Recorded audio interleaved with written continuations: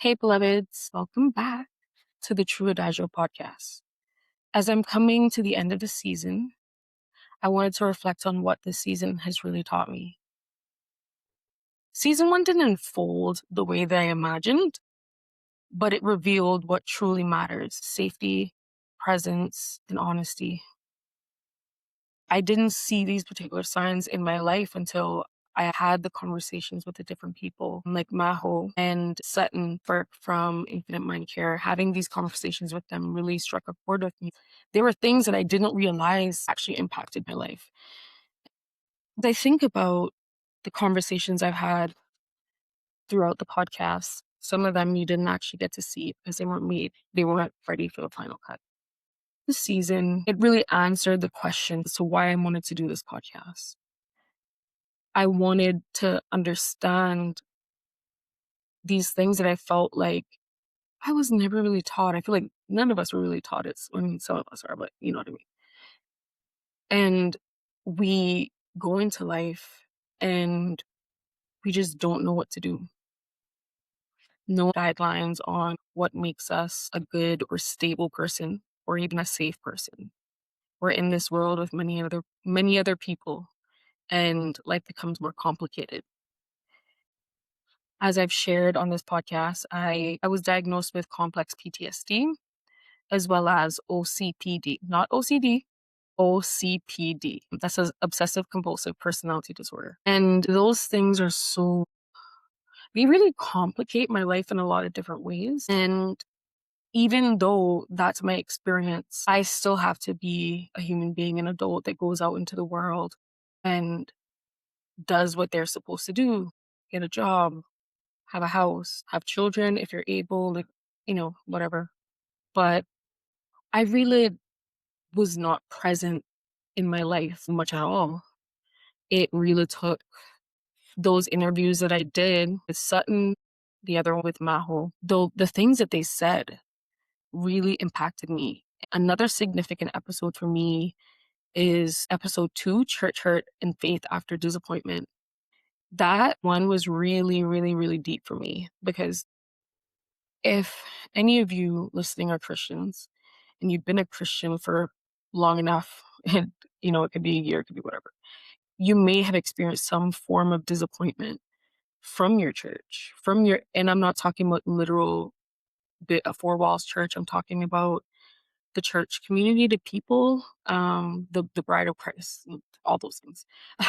And so I'm sure a lot of you understand how hard it is to separate your faith from things that people within the church actually have done to you. You often think that because church people are horrible, then that means God must be horrible. And sometimes we forget that we are all broken in this world. We all need a savior. And some people don't notice. And for those who don't notice, you definitely impact people's lives in a negative way. And for those of you who notice, congratulations. And I'll just take it day by day. In episode 2, I had a conversation with a good friend of mine. His name is Dalman Bodden. And we had a really good conversation about church hurt before. So I thought he had to be the first person that I interviewed for my podcast. But it didn't show up like that. Obviously, the first episode was me and Sutton, but the conversation with Dalman happened first. Dalman really shared his heart, his faith journey, what happens when you give everything to church and you don't actually take time to to refuel, It really does cause burnout, and with burnout comes a lot of different things. I would say for myself, I definitely have experienced disappointment from the church, not necessarily the four walls of a church, but a community of people that made choices that weren't helpful, trying to be very diplomatic. But I've learned a lot from that experience. And I think something that we completely forget, which Maho touched on, like, it's okay to grieve. It's genuinely okay to grieve. Grieve the fact that you were in a community of people who hurt you. And also because you were in that situation, you just weren't able to be the healthiest version of yourself and whatever that looks like. But these things that we experience in life, it's not to be despised. You know, the Bible talks about in Ecclesiastes, there's nothing new under the sun.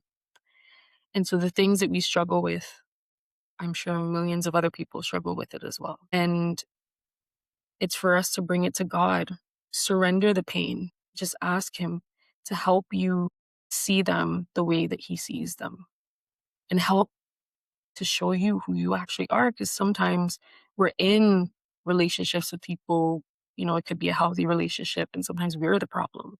Because we went through pain, because we experienced church hurt, we then become this person that we never really wanted to be.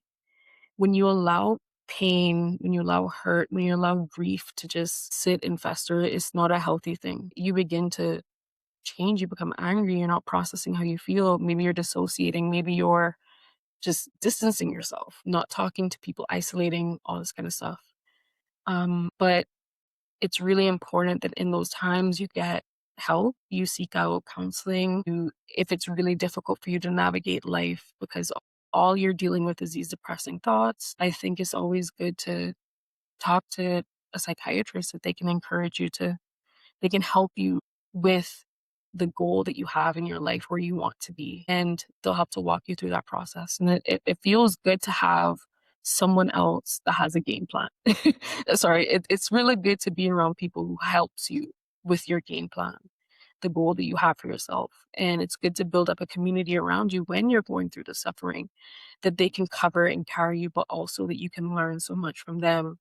You can let iron sharpen iron.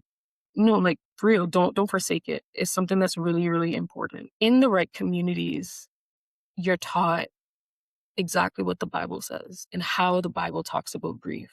And gosh, Kasey, I cannot take you seriously. Stop. God help me. I'm doing this podcast with my husband. So, hi, Kasey. Hello. How are you? I am fine. Yeah, I'm fine. So today I just wanted to have a conversation with you about what we really took from season 1 of True Adagio.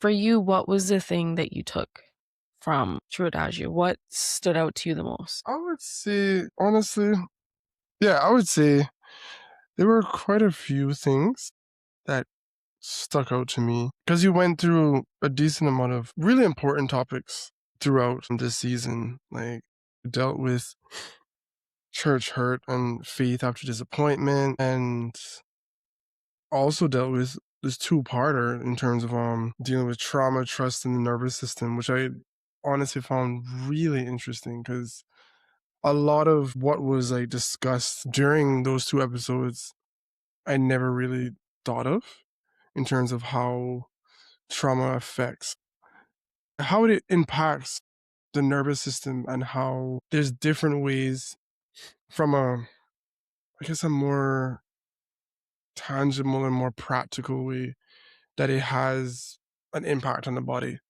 as opposed to feeling like it's only within the mind that we experience some of the various issues that can come about.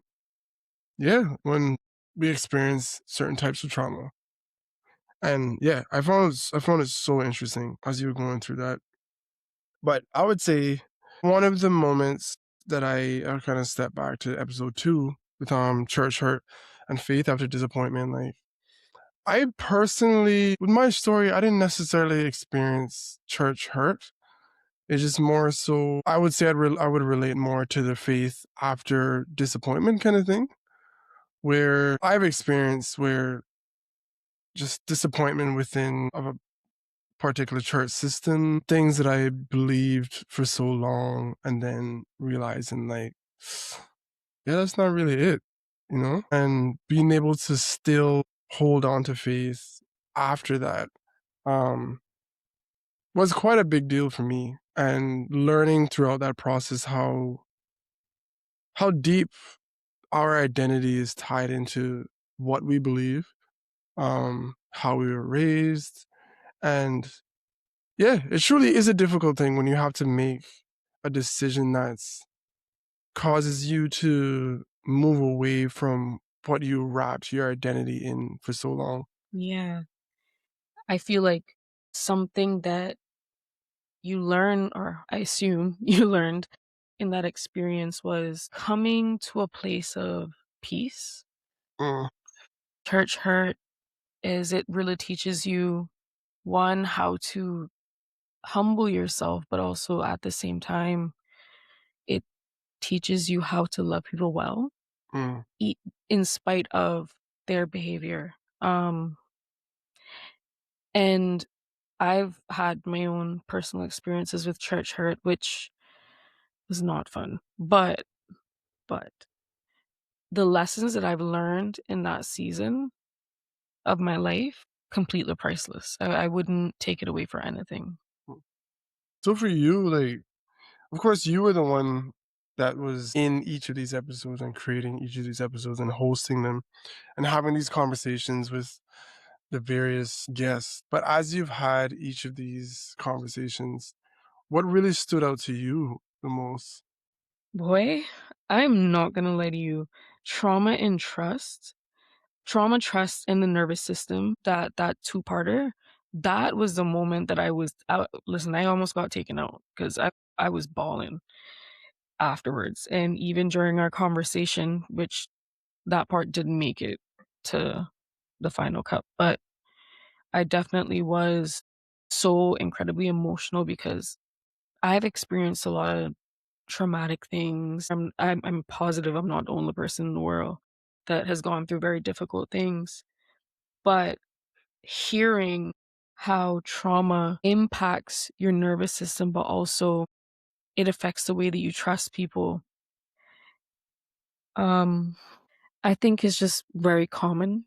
I've heard a lot of people share with me the pain that they've went through because of the churches they were at, and having my own experience with trauma from church hurt, and watching you go through your process as well too. I know that was something that encouraged me a lot because you move through life with so much grace. Mm. I'm not gonna lie. Something happens and I don't know how you do it, but you shake it off in that moment and you're like, okay, I'm not gonna give anything to this. I love that about you. Yeah, and sorry guys, I went down a tangent. So for the part two of the trauma, trust, and nervous system, the episode explored betrayal, boundaries, and relational repair, emphasizing that reconciliation without safety can cause further harm.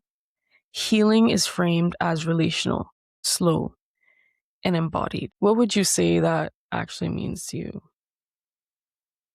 Mm, Or what did you take from that episode? That's actually what I should have asked you. hmm. Um, I would say that the biggest thing that I definitely learned is like embracing that idea that healing can be slow and reframing it to being slow and not expecting that like something significant happens today and tomorrow like my wound is healed up like already. We wouldn't expect that on the physical side of our bodies. Like if I get a cut today, tomorrow's not perfect. Like it slowly recovers, like the scab forms and whatever, the new skin forms later on. And then after some time, you don't even know, you can't even tell that you got cut before, So yeah, it was really interesting to embody that because I don't think that's something that I've grown accustomed to doing. Because you get so accustomed to like you have to keep moving. Mm, Um, that's a good. yeah, yeah. Yeah, yeah, I would say I definitely get that as well too. I would say for most Caribbean women, we are taught to be strong, to push through no matter what. Um, and when we experience very traumatic or difficult things, it's almost like we just have to move on. And instead of actually addressing it and making peace with that grief, um, you find yourself in circumstances where you're not happy, you're not at peace, and you treat the people around you accordingly, you Mm, know? So it's really, really important for us to take the time to be the best we can for the people around us. Yeah. mm, Something else that I really love that she said, um, sorry, I'm talking about Maho. When I spoke to Maho, there's something that she said that really spoke to me. It was grief is just love. Look, sorry. Grief is just love looking for a place to go. And I hope I didn't butcher that. I might have. But the sentiment of that alone, once I understood that, oh, grief actually isn't a bad thing, going through this process of feeling my feelings and processing my emotions, and not just that, but taking accountability for your actions, in that. Um, yeah, it's interesting how grief is such a big, well, an integral part of our lives. You know, a lot of the things that we find behind the triggers are triggers.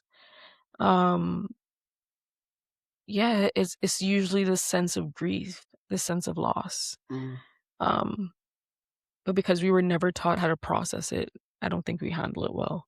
mm. Um, why are you so calm? I feel like you're talking I'm foolishness. tired. So that's You why I'm can. calm. It's okay. I'm just explain. I'm low energy. That's why.